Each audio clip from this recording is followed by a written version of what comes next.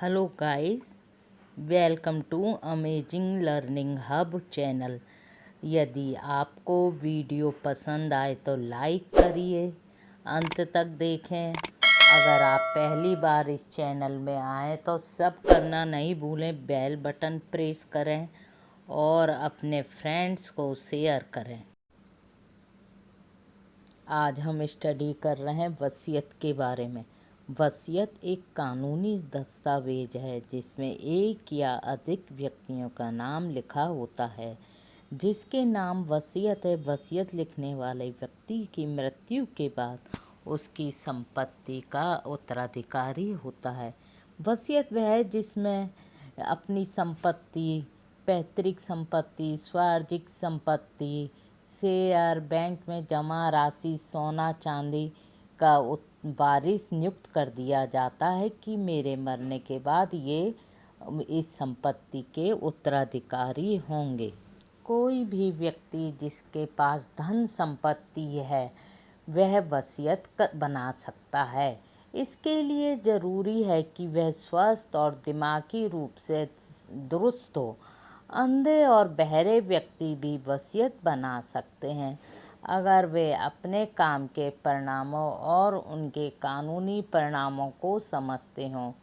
एक पागल व्यक्ति भी वसीयत कर सकता है, लेकिन जब वह वसीयत बनाता है उस वक्त उसको ये सोचने की शक्ति हो कि उसका परिणाम क्या होगा। वसीयत बनाने के कई फ़ायदे हैं, जिससे हम चाहते हैं वह व्यक्ति ही हमारी संपत्ति का उत्तराधिकारी होता है। वसीयत जीवन में कई बार की जा सकती है, लेकिन वही वसीयत मान्य होती है जो मृत्यु से पहले की गई हो। बाकी सारी वसीयत अमान्य हो जाती हैं। अब हम जानते हैं वसीयत के प्रकार। वसीयत कितने प्रकार की होती हैं।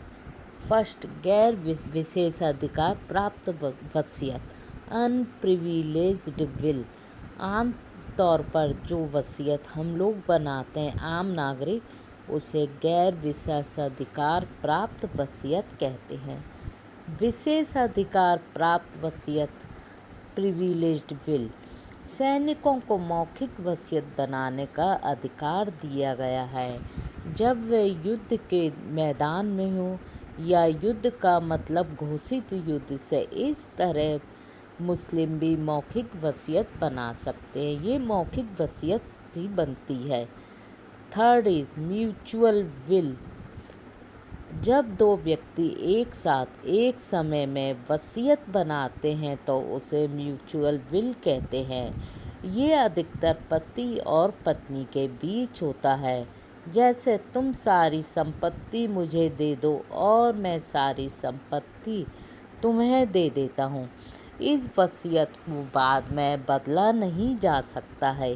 एक सामान्य वसीयत को कई बार बदला जा सकता है, लेकिन म्यूचुअल वसीयत में यदि दोनों में से एक की मृत्यु हो जाती है तो दूसरा व्यक्ति पूरे संपत्ति का मालिक हो जाता है।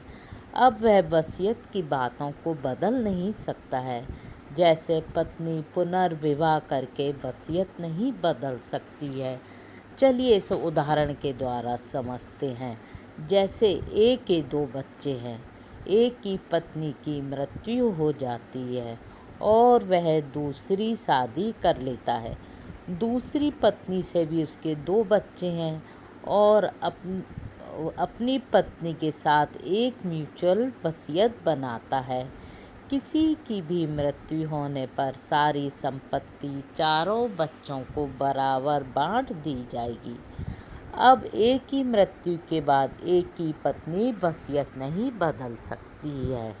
फोर्थ इज समाश्रित वसीयत, कॉन्टिजेंटल विल।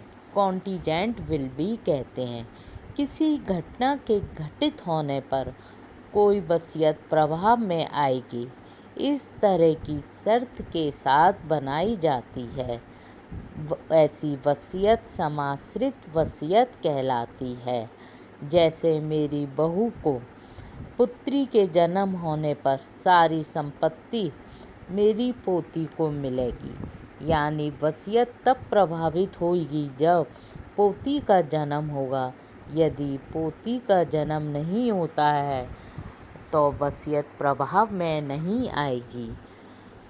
हेलोग्राफिक विल, हस्तलिखित वसीयत। वसीयतकर्ता के खुद की लिखावट में हैंड राइटिंग से बनाया जाना वसीयत को हेलोग्राफिक विल कहते हैं। इसे वसीयत का सबसे अच्छा प्रकार माना जाता है। Thank you.